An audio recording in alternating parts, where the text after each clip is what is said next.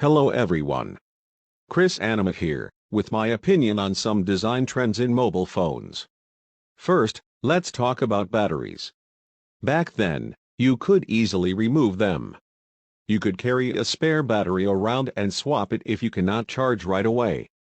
But these days, new phones with user-removable batteries are very rare.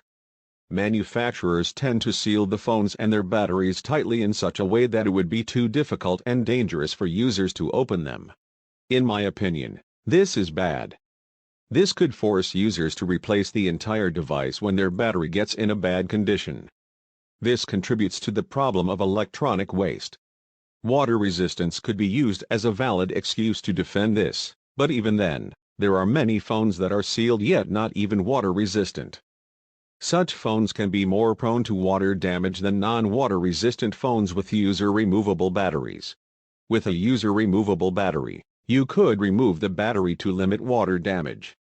User-removable batteries can also be useful in troubleshooting. What if your phone gets stuck?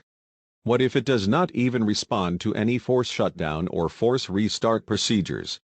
Anyways, let's move on to notches and punch holes. They're just ugly in my opinion. Cutting out a portion of the screen to make way for a camera. I would rather have either a true all-screen phone without notches or punch holes, or a phone that has thick bezels. Pixels are already lost to the rounded corners of the device screen, and yet even more could be lost to the notch or punch hole. Notches and punch holes are both obtrusive. They ruin the immersion and viewing experience, especially when watching videos in very wide aspect ratios. Rounded corners are mostly okay, but what if a commercial's close button is so small and right in the area cut for one of the rounded corners or the notch and therefore out of bounds? Now let's talk about headphone jacks. Long. Live. Wired. Audio.